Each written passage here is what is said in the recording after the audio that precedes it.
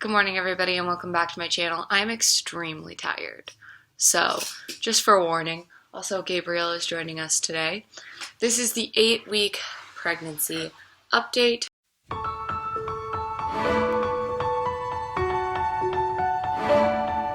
Well, the moment you felt you could start over new was the same that you realized the stories were true. You opened your eyes and the world you could see wasn't dim, it was brighter. You'd have to agree.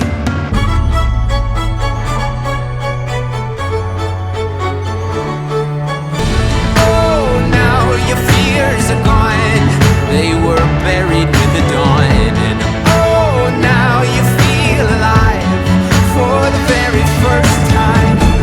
Oh, now your fears are gone. They were buried with the dawn. And oh, now you feel alive for the first time. Not hold me yet. Not hold me yet. No, you're not home yet. No, not home. But you finally found the way.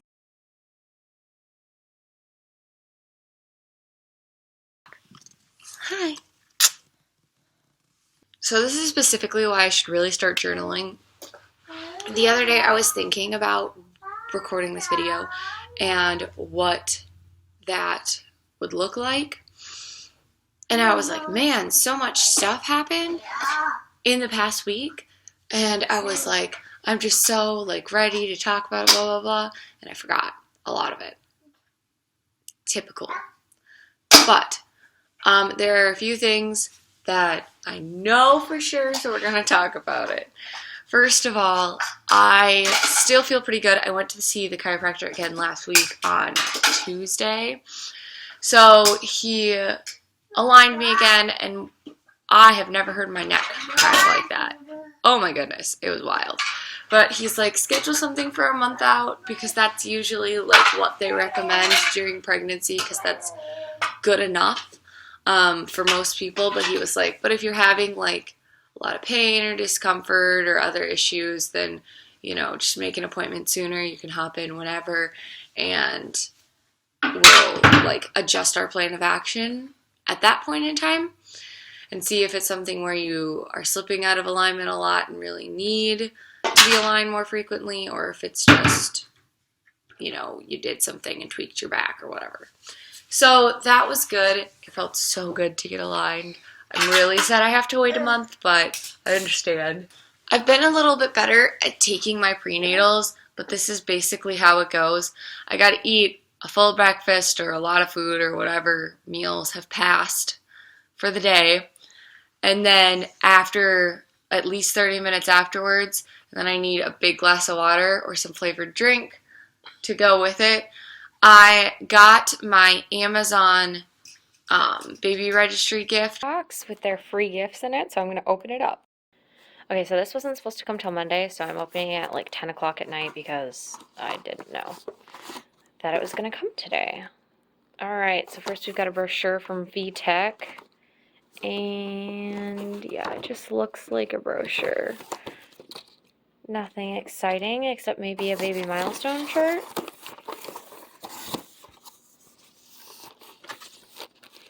A little card that says something about the welcome box,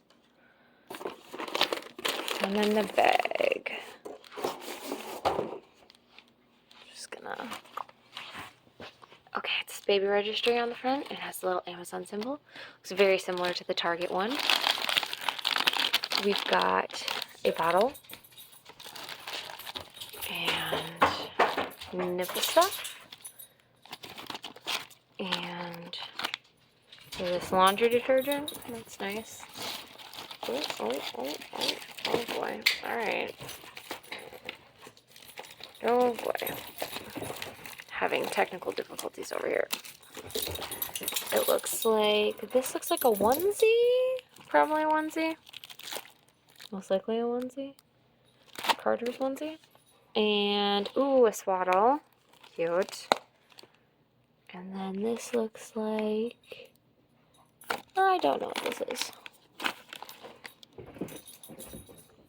Interesting. A ad, basically. Oh, bunch of packs of water wipes. Kind of cool. We got some samples of Smarty Pants vitamins. Ooh, prenatal formula. I probably will try to take those tomorrow. Desitin. See if I like this. Oh, here's the sample of USIPs, which is like water. Apparently, it's like essentially Gatorade, so it's got electrolytes in it. But this one's citrus ginger. You can't read it, but it's citrus ginger. And then, ooh, wait a second. Oh, it's a breastfeeding starter pack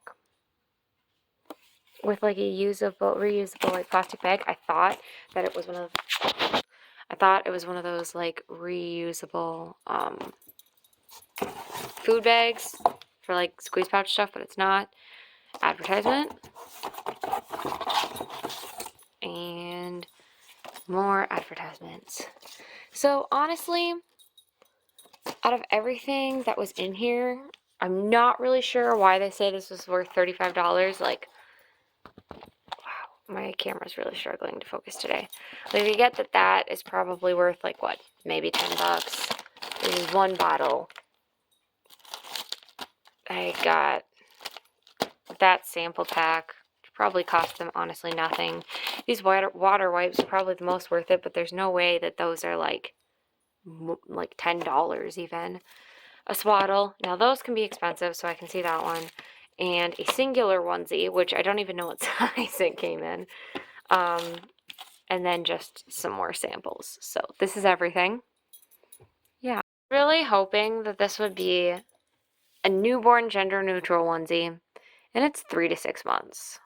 Which is fine because it is short sleeve, but I've been looking for a gender neutral take home outfit, and I was hoping this could be it with like pants or something. So sad. Okay, so I want to give like a little bit of backstory on the Amazon box so you can understand what just happened. So when you make a registry on Amazon, if you're a Prime member, and I think it's like you have to be the main member making it, blah, blah, blah, blah, blah, and you buy $10 off your registry, whether you buy it or somebody else buys it, $10 is purchased off your registry. You can buy their $35 welcome bag. And then when you get to the checkout and put in your information and everything, it takes off the $35 and it's $0. So it's free. But I was confused at first by that. Anyway, I got a $10 gift card from Fetch that I chose to get to Amazon. I bought a $15 item, so I paid like $4 something because there was a discount on it after tax and everything to get it shipped to my house. I really like the item that I purchased, and then I got the free box. Yes, the onesie's cute. Yes, I got a bottle, and bottles are nice and whatever. I don't intend to formula feed. If I'm in that case, the bottle will be great. But if I'm not, honestly, the swaddle and the onesie are probably the only things I'll use on a consistent basis. There was really nothing else in there besides some wipes. Obviously, those are going to be used. And then the bottle. I already have plenty of bottles. Don't really need a bottle at the moment. So it's one of those things where, like, if you're a formula feeding mom or you're wanting to do exclusively pumping or concerned about any of those things and unable to, like, purchase a bunch of items, but you can purchase a $10 item that you need, probably worth it just to get some extra stuff to fill your arsenal because it is different every month as far as I understand. And it does vary, so it's like a surprise box. But just from the general, like, and I got one from Target too, it's mostly like little sample things and then, like, here's a coupon for this, which, like, great, but I wasn't going to buy any of these items anyway. I'm going to go and find my cheap diapers. I'm going to go and find my cheap wipes. And that's what I'm going to buy. Because even with your coupon, it's not as cheap for as much. So, you know, if you have to get like special kinds of diapers and they happen to give you those coupons, maybe it's worth it. But personally, unless they're giving it to you for absolutely free and you don't have to buy anything, like the Target one, you just have to set up your registry, worth it. Go and get it, especially if you're a first-time mom, before your baby shower so that you can kind of get a gist of like, okay, I've got these things, what do I actually need to ask for? Or, you know, if you're not having a baby shower, it's a really good thing to get just in general to save money. But otherwise, if you're like not a first-time mom, not really needing any of those items because you've got them all from your last baby, you don't really need any of these. But that's just my opinion. So that's the backstory. And as you saw, like those Smarty Pants gummies, I took those yesterday. They were okay, better than my chewables, but at the same time, they made me feel really like I don't know. Something about the gummy when I'm pregnant really gets me, but gummy candy is fine. I don't know if it's just not hard enough or if there's too much of a vitamin flavor or what's going on, but it just got me. So I was like really glad I didn't buy the gummies this time. But they weren't horribly flavored, so wasn't bad. I took a few naps last week. Basically on some days if Gabriel falls asleep in my arms and I'm just tired, just nap. Sometimes when he's napping, I'll fall asleep on the couch and just nap.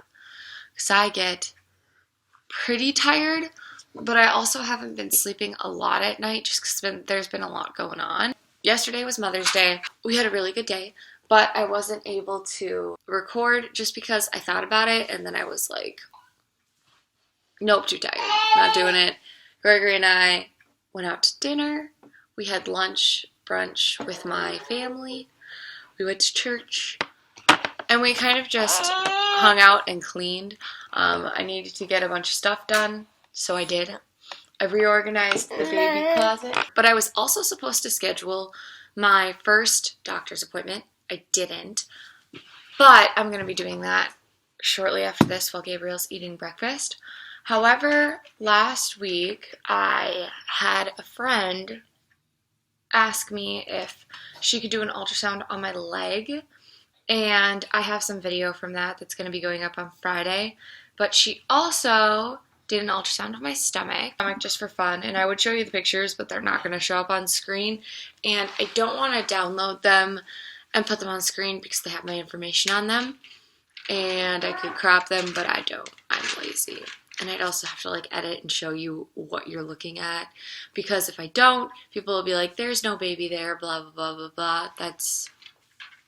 I'm not about that. So I'm not going to show you the pictures, but baby is good. Heartbeat was 141 at the time, which the good range they say is like 120 to 190, I believe.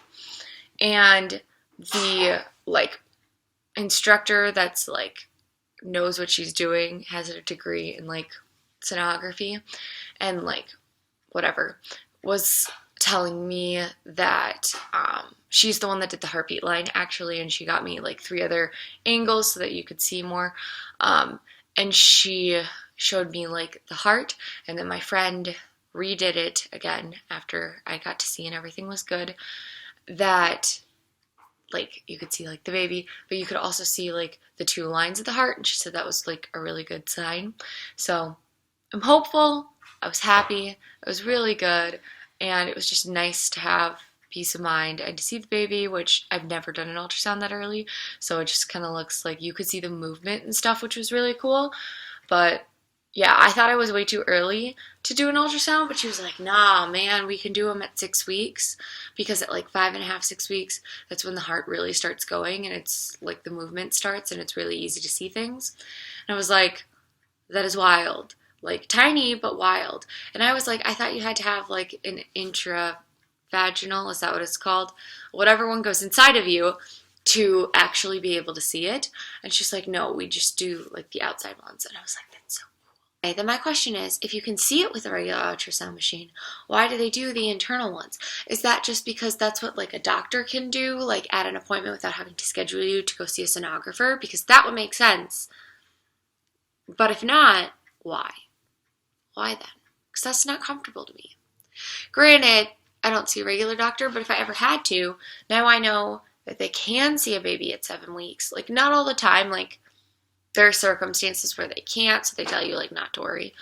But I'm not comfortable with the internal ultrasounds, so I just be like, no thanks, I'll just wait, you know? But now I know I can do that. Or, like, request an external one. So that's pretty cool to me. There's a lot going on this week, so I don't know how much I'm going to be able to pay attention to like baby stuff and all of that kind of thing. This week, the baby is the size of like a green olive or a black olive. I don't know, an olive, they didn't specify, but they show green in the pictures. So that's pretty cool.